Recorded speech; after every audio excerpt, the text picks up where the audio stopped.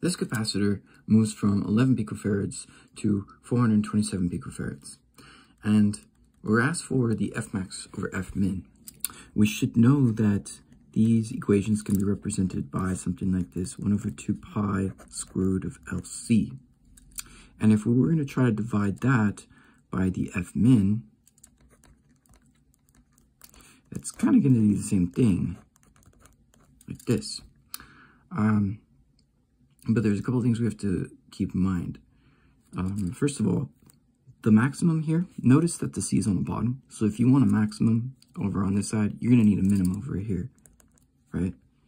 And over here, if there's the minimum here is a small number, you want a big number on the bottom over here, right? So these things correspond kind of to their opposites.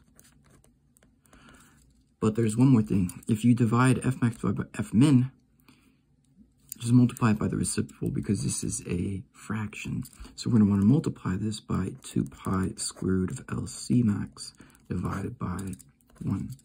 And so that's how we get this expression. These things will cancel out. We'll get rid of the L's in there. And we'll essentially have the C max divided by C min under the square roots.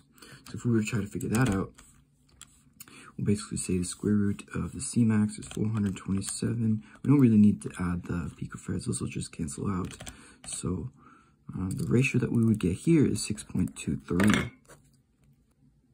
In the next part of the problem, we're looking at this ratio.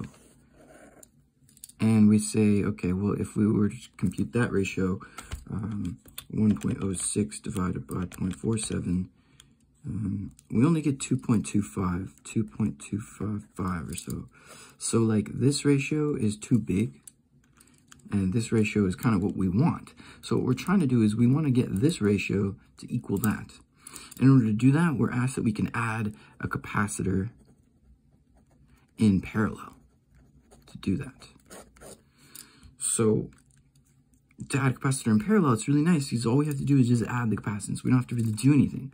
So we can actually just take the same equation that we had before, the C max. We're just going to add the capacitor in there, the new one. And then we're going to try to get this to be 2.255. So we don't really have to do too much complicated stuff on that. Let's try to rearrange this a little bit though, because we'll have like the square root of 427 plus C being equal to 2.255, square root of 11 plus C there, and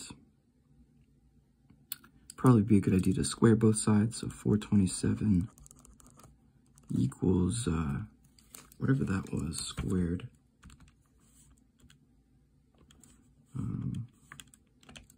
So it's going to be this number, 11,236 over 2209, and then there's actually no square root here, but we're going 11 plus C, and then we can multiply these things out, so you kind of go by 11 in there, and this time you're going to try to keep track of the picofarads, so 55.95, and then there's going to be like a whole bunch of stuff over here, plus 11,236 over 2209 C. Then we'll have 427 plus C on the other side, and we can start to get rid of all this stuff. So 427 minus 55.95. So we'll get 371.05, and that's going to equal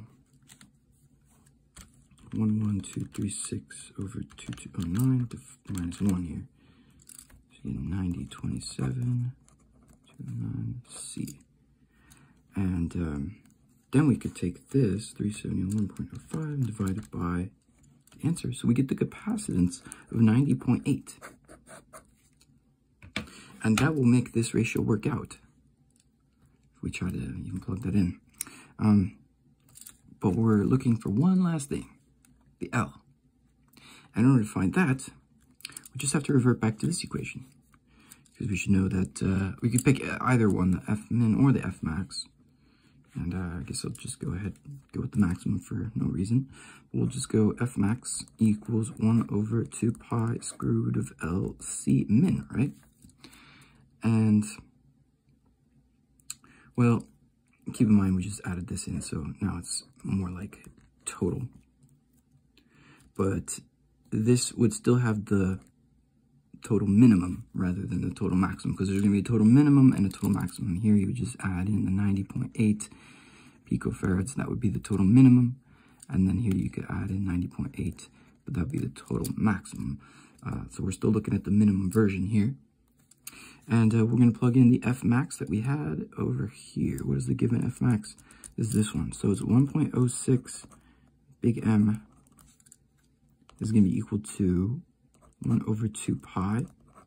And then we have the L. And the C max total of the minimums is going to be 90.8 plus 11. So 101.8. 101.8. So let's rearrange that by putting, we're going to pull L over here and put the F under there. So we'll have the square root of L times 101.8 equaling 1 over 2 pi times 1.06. Then we'll square everything. And I think I might be able to finish it off here. So L equals 1 divided by 4 pi squared, 1.06 squared, and then we're also going to throw in the 101 that we had over here somewhere. This is what L equals, 101.8 picofarads. Okay, that's just going to be 1 over 101.8. This is picofarads, so negative 12 times 4 pi squared times 1.06. This is to the 6 for the big M. Square that. And we should get the answer that L is equal to 2.2 e to the negative 4 henries. So there we go. We've got our 3 answers.